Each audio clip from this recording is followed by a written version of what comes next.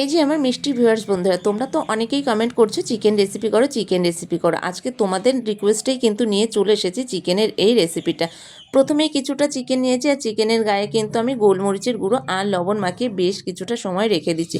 আর এদিকে শুকনো কড়াতে ভেজে নিয়েছিলাম জিরে আর শাইমরিচ, জিরে শাইমরিচ ভেজে নিয়ে কিন্তু গুঁড়ো করে নিয়েছি। এবার কড়াতে একটু সাদা তেল দিয়ে পেঁয়াজ, রসুন, আদা আর কাঁচা পাকা লঙ্কা লাল লাল করে ভেজে নিয়েছি। এবার ওই সেম তেলের মধ্যে তেল বাড়িয়ে নিয়ে আগে থাকতে মাখিয়ে রাখা চিকেনটা বেশ লাল লাল করে ভেজে নিয়েছি। আর তারপরে কিন্তু ওই যে পেঁয়াজ রসুনের ভাজাটাও কিন্তু আমি সুন্দর করে বেটে নিয়েছিলাম। ব্যাস বাটা বুটো কমপ্লিট হয়ে গেলে কড়াইতে আবার তেল বাড়িয়ে নিয়ে ফোড়ন করেছিলাম মৌরি আর শুকনো লঙ্কা আর কিছুটা পেঁয়াজ কুচি। পেঁয়াজটা একটু লাল করে ভেজে নিয়ে দিয়েছিলাম বাটা মশলাটা, আর সাথে দিয়েছিলাম একটু লবণ আর ধনিয়া গুঁড়ো। ব্যাস নাড়াচাড়া করতে করতে তারপরে আগে থেকেই ফাটিয়ে রাখা টক দই দিয়ে একটু নাড়াচাড়া করে ভেজে রাখা চিকেন।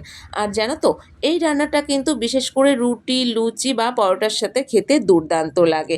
এবার চিকেনটা দিয়ে একটু নাড়াচাড়া করেই বাটি ধোয়া জল একটু পরিমাণ মতো বেশিই দিয়েছিলাম। তারপরে কিন্তু এটা নাড়িয়ে চাড়িয়ে নিয়ে দিয়েছিলাম ঢাকা চাপা দিয়ে বেশ কিছুটা সময় রান্না করে নিয়ে নামানোর আগে দিয়েছিলাম আমি ভেজে রাখা জিরের গুঁড়ো আর কসুরি মেথি। আর আজকের এই রান্নাটা তোমাদের কেমন লাগলো অবশ্যই কিন্তু জানিও। আর আমি কিন্তু আজকে এটা ভাতের সাথেই পরিবেশন করেছিলাম। আর ভিডিওটা যদি ভালো লাগে অবশ্যই কিন্তু আমার চ্যানেলটাকে একটু সাবস্ক্রাইব করে বন্ধুরা পাশে থেকো। চলো আজকের মতো রাধে রাধে, দেখা হচ্ছে আবার পরের ভিডিওতে। তাহলে কমপ্লিট হয়ে গেল তো আজকের এই দই চিকেনের রেসিপিটা।